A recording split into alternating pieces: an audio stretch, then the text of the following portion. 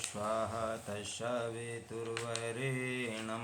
भर्गो देवस्य धीमहि धियो यो नः प्रचोदयात्। ओम परमात्मने नमः।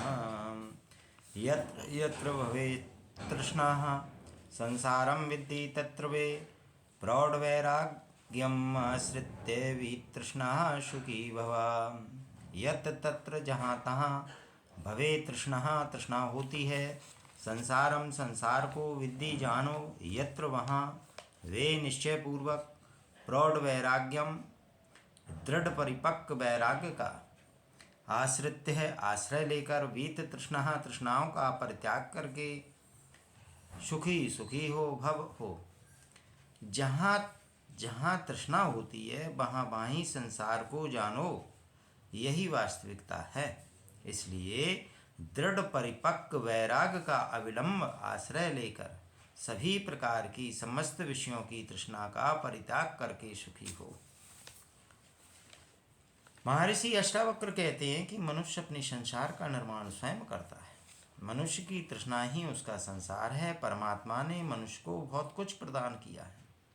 आत्मा और शरीर जैसी मूल्यवान वस्तुएं उसे प्रदान की हैं, लेकिन उसे इस आत्मा का ज्ञान नहीं है, जिसके कारण वह भिक्षुक की भांति सांसारिक विषयों को प्राप्त करने की चाह करता है और उनको प्राप्त करने की अंधी दौड़ में भागने लगता है, जिससे वह लगातार दुख को ही प्राप्त करता है। उसे जितना मिला है वह हमेशा उससे अधिक ही प्राप्त करने की कामना करता है, और जो उसे नहीं मिल पाता है, नहीं मिल पाया है, वह निरंतर उसको प्राप्त करने हेतु दौड़ धूप करता रहता है। उसकी है तृष्णा कभी शांत नहीं होती।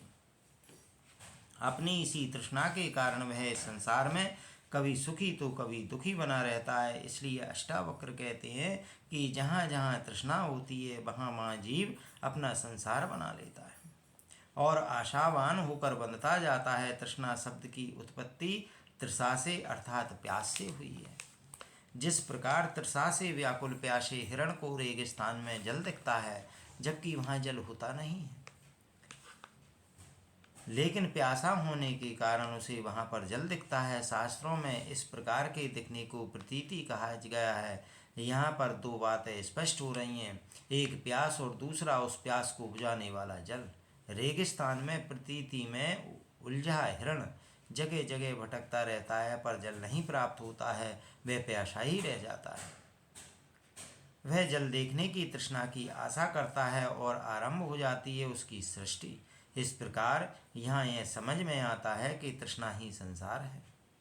परंतु जब हिरण को यहाँ समझ में आता है कि रेगिस्तान में चारों तरफ केवल ताप ही ताप है, भटकने के अतिरिक्त कुछ भी नहीं प्राप्त होगा, तो वह अपनी तृष्णा प्यास को शांत करने के लिए रेगिस्तान का पूर्णतः परित्याग कर देता है। इसी प्रकार यदि मनुष्य की प्यास शांत हो जाए और यदि उसे जितना मिला है वह उसी में संतोष प्राप्त कर ले, तो वह सुखी हो जाता है।